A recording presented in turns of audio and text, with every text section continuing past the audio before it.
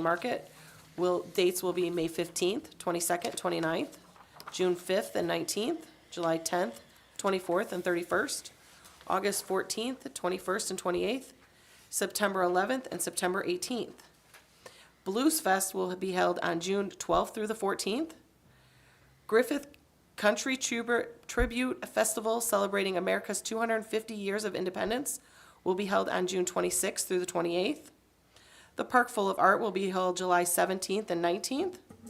Rock and Rail will be held September 3rd through the 6th, with setup September 2nd. Oktoberfest will be October 9th through the 11th.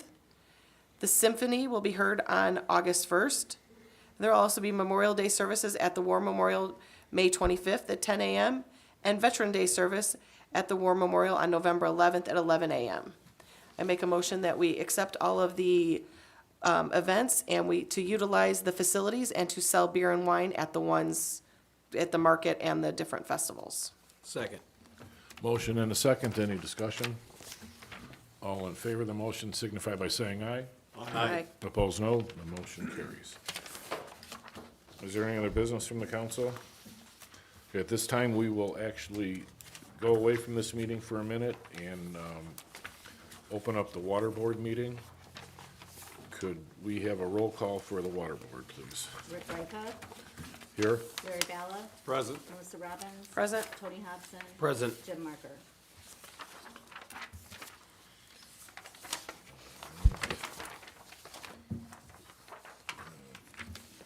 We got an agenda here someplace. All right. Each member's, wait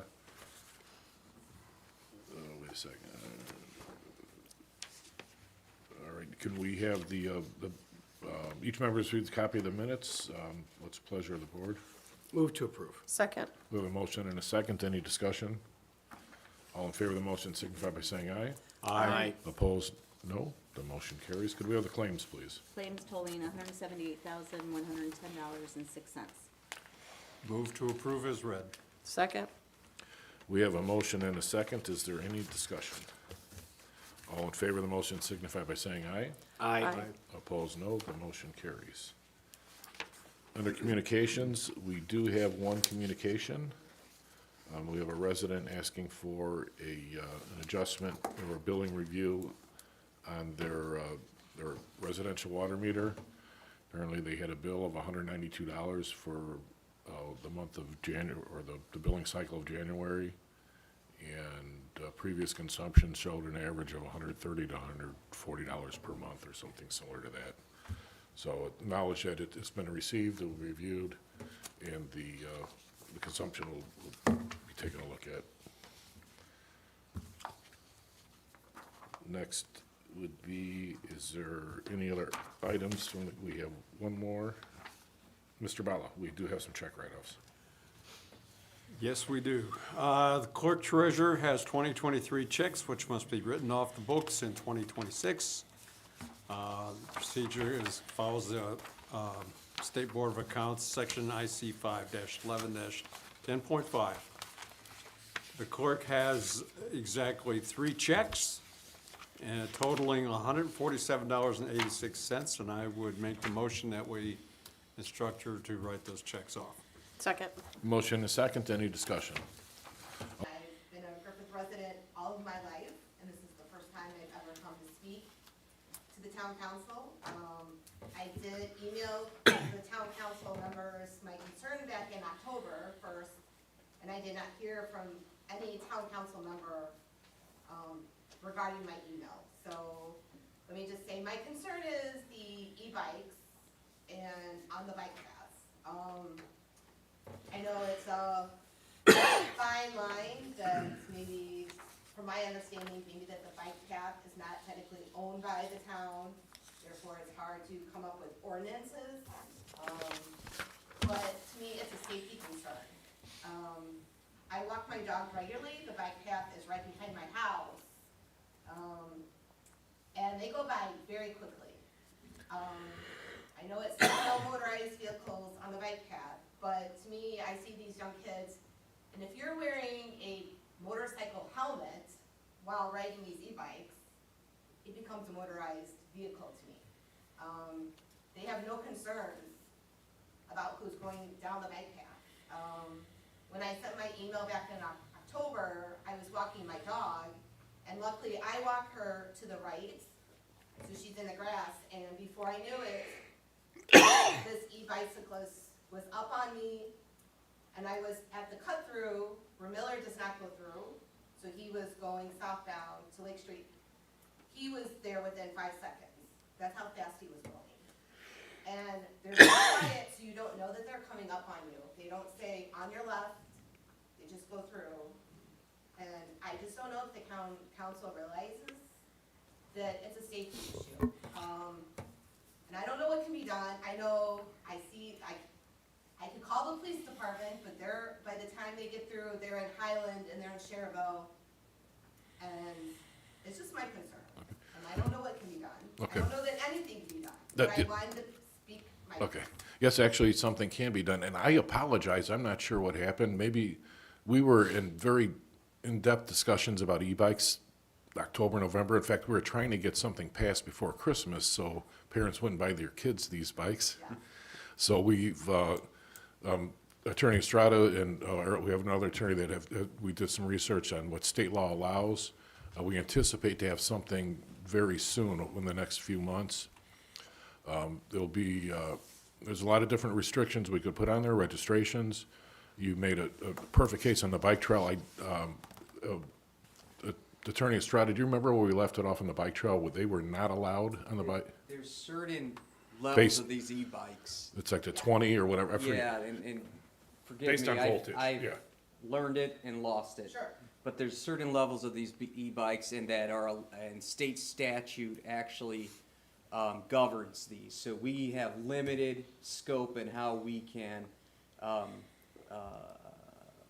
lawfully govern them, all right? So we could do some things, but state statute, it supersedes us. So we're gonna do, Rick and I were talking about it, and there's a city down south that we were working with their attorneys to kind of see how they were going about it, and to mirror them and see if, see what they did so we didn't reinvent the wheel. And I have theirs, so we're gonna look at theirs and see what's good for Griffith. And try to develop something, but our hands are tied a bit. And I understand it. I mean, kind of, And we were hoping actually to see what happens out of this year's legislative session, which ends at the end of the month, I believe, or very, soon. So we'll, I'm not sure there's gonna be anything in there that's gonna give us more power. I just wanted to let it be known so that I was on the bike path in Highland yesterday, and there were small children riding their bikes, and this young boy went around and almost hit these little children who are 4 and 5 on their bikes, going so quickly. And I just. No, want it's my bad. They're- concerns to be known, Yeah. and I don't know if you were speaking with the other, because I understand that the bike path goes through all these communities. Yep, and I I've had guess I'm just wondering- I've had discussions with people in Highland. So, in fact, we've shared our concerns about the same thing. So, That's my concern, and I appreciate, and I thought, it would be nice, because I do wonder how fast they're going. If we put like the stop sign that like shows the speed, just like that monitors the speed, and we put it in the middle, and these bicyclists can see how fast they're going. And I would say that they're mostly teenage boys. yes. No, we see it all over. Scooters, and, yeah. We've got the same issue in Central Park. Yes. Kids are riding them in the middle of the park. So, yeah, we'll absolutely have it addressed by the time the season starts. And thank you for bringing it up. And I don't know what happened, because that would have been great to have during the discussions when we were doing this last Yeah, fall. I just wanted someone to call me, but, No, I don't know what happened. Okay, I don't remember seeing it, but, because that was like a hot topic for us, too. all right, but thank you, that was. Okay. All right. Yes, sir.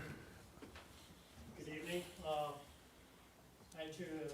a longtime Griffith resident. My name is Chris Grastic. I live on Klein Avenue since 1989. From 1989, I've seen the traffic change dramatically. And my concern is Klein Avenue and Ash Street. They're blowing stop signs, they're not stopping, disregarding semi trucks are, I mean, don't know if they're doing business in town. I've seen tanker trucks coming downtown, or down Pine Avenue. There's one that visits a new supply company.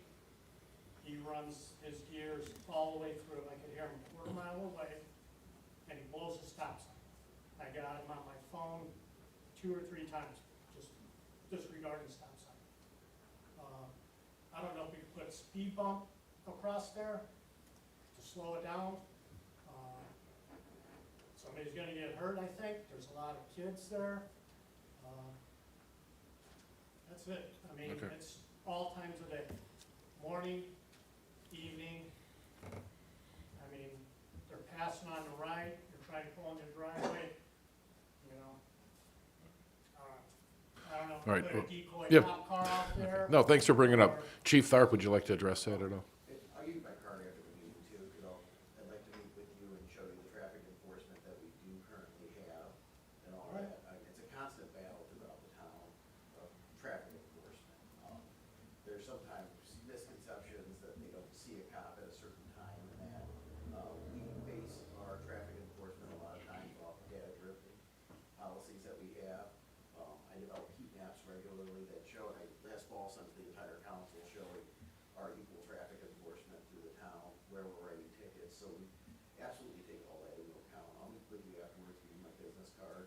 I'd like to talk to you when I have my computer in front of me, and we can show actual enforcement action. We'll make an appointment, have a coffee, talk it over. Sounds great to me. Sounds good. Another topic is Illinois plates. There's a car on a 559 Pine Street, Illinois plates, high-end vehicle. I mean, it's been 2 years, I think they've lived there. I don't know what the deal Yeah, is we, about that. we, for the last, Another lady on the other block, she hasn't had plates or a muffler on her car for another well, year. that one we could do something about. The Illinois plates for decades, the town, all of us, Highland, Munster, Griffith, everybody died, they're all dealing with it. A lot of times people, they're registered to their business in Illinois, or they work in Illinois and they get an Illinois car. We've tried enforcement over the years, and Chief Tharp can, he was on the road back when that was happening, but, Another issue we run into too is auto vehicles, they register vehicles in grandma's name, grandpa's name. You can pretty much, if you wanna give your son possession of your car, or your daughter possession of your car forever, you can. And there's nothing that prevents us, even if they're storing it here all the time. It's a very difficult situation, we do our best with that. We've gotten mixed, results in taking them to court, so we have to all be based off that. It's a difficult, but we have the same frustrations. Okay. All right. And I'll let it rest up there. you know, it's been a while since you've been here, you got anything else?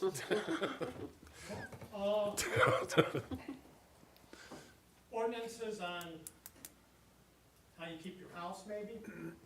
Oh, he must have known you were gonna ask that question. Yeah, 'cause He's a code enforcement officer. he's back. But just the house next door to that, I mean, it looks like a garbage dump. Okay, I mean, it's from the backyard and it's coming up the driveway.